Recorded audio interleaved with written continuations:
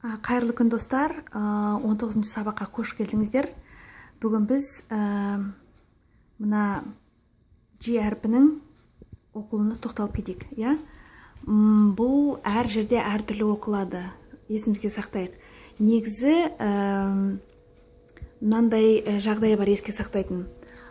I, Y, E әріптерінің алдында тұрғанда бұл Ж деген дыбысты береді. Ж. Мен мына жерге ұқсастырып Ж деп жазып қойдым, бірақ бұл Ж деген дыбыс. Мысалы үшін Gym дегеніміз спортзал. Сөздердің аудармасын ауызша айтып отырамын, өздеріңіз жазып алыңыздар. Gym спортзал. Germ микроб, бактерия. Germ. Gentle нәзік деген сөз, нежный, нәзік.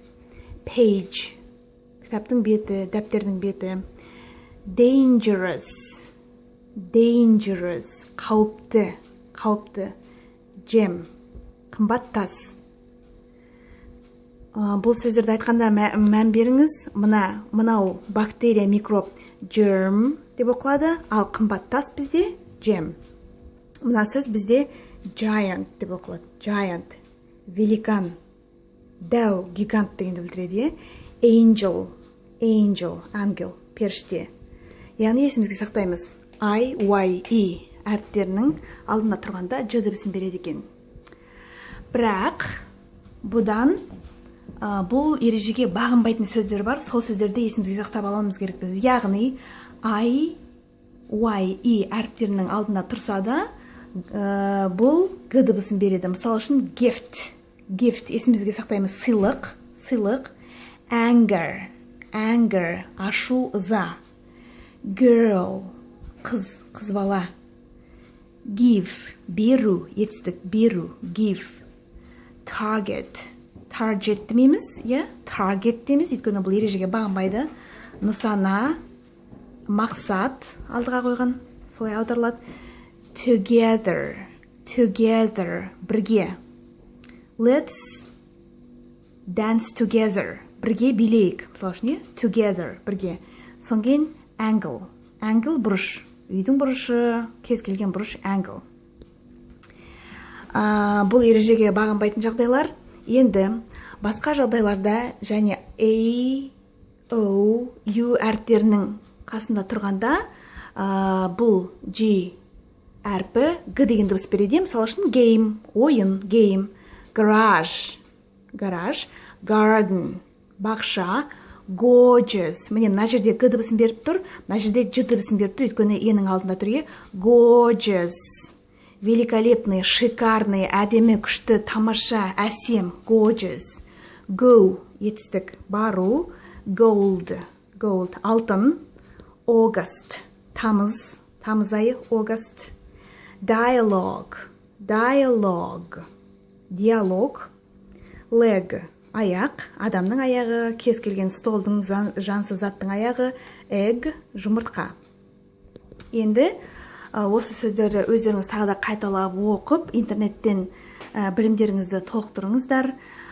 Бұл сөздерге қандай біз мысалдар келтіре аламыз? Мысал үшін, This is my garage. Бұл менің гаражым. This is my garage. Бұл деген this is. Келесі мысал, open page 15. 15-ші бетті ашыңыз. Келесі сөз тіркесі. Dangerous game. Қауіпті ойын.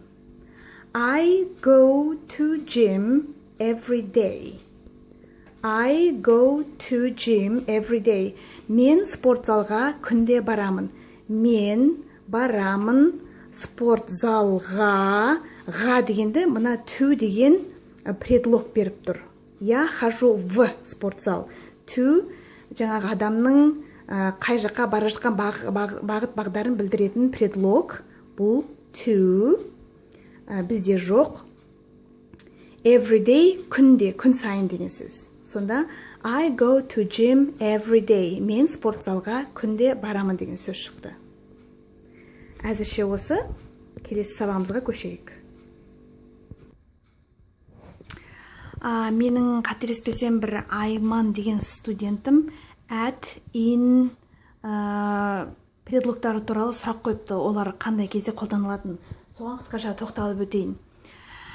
At, in, to, on. Бұлардың бәрі предлогтар қазақ тілінде жоқ. Қазақ тілінде қазір ситуация бойынша қалай аударылатынына мән береміз. At дегеніміз мысалы үшін на, в, за. Кейде в деп аударылады, бірақ көбінесе на, за. Мына мысалдарымызда жазылған. Мысалы үшін at home. Бұл қазақша үйде деп аударылады. Яғни қайда деген сұраққа жауап береді деген сөз. At home. Үйде. At work. Жұмыста. At the table. Столдың басында. Отыру. Сидеть за столом. Sit at the table. Біз столдың басында отырмыз. We are sitting at the table. Just қойын. We are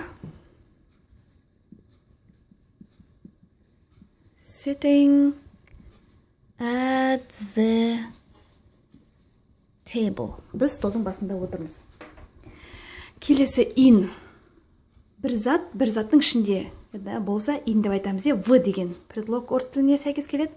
Бізде ішінде дегенді білдіреді. Мысалы үшін in a bag. Сөмкенің ішінде. In the office. In the office. Кеңседе. In an office деп айтуға болады. Айырмашылық, мына жерде энді қолданып тұрмыз, мына жерде the-ны қолданып тұрмыз. Бұл артикль. Артикль өзі бір күрделі тақырып. Біз оған кейінірек тоқталамыз. Қазірше мына мысалға байланысты айтылатыным n деген белгісіз, кез келген кеңседе деген сөз. In an office, кез келген кеңседе. In the office нақты меған таныс, мен білетін кеңседе. The белгілі затты білдіреді, n белгісіз затты білдіреді. Артикль. Келесі. In my life, менің өмірімде. In my life, в моей жизни, да? Орысша. In his dreams, в его мечтах, в его снах, оның армандарында, оның түсінде, оның арманында. Енді біз армандар деп көпсе түрде қолданбаймыз көбінесе. Келесі предлог to.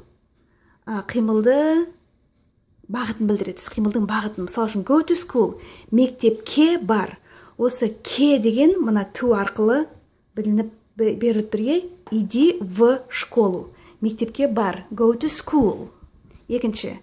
I go to gym every day. Бұл мысалды мен сіздерге бердім.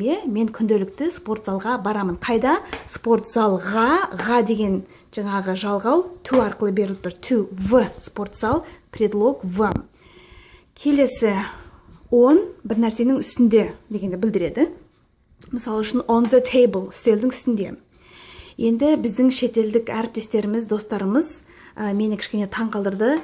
Бір күні ол паркте болғанда мен in the park деп ойлағам, ал ол on the park деп айтты. Яғни парктың ішінде, паркте, on the park. Автобуста on the bus. Шетелдік адам on the bus деп айтты. Сонымен қысқаша менің студентімнің сұрағына жауабым осылай. Менің каналыма жазылыңыздар. Келесі сабақты көп ұзартпай салуға тырысамын. Аман болыңыздар.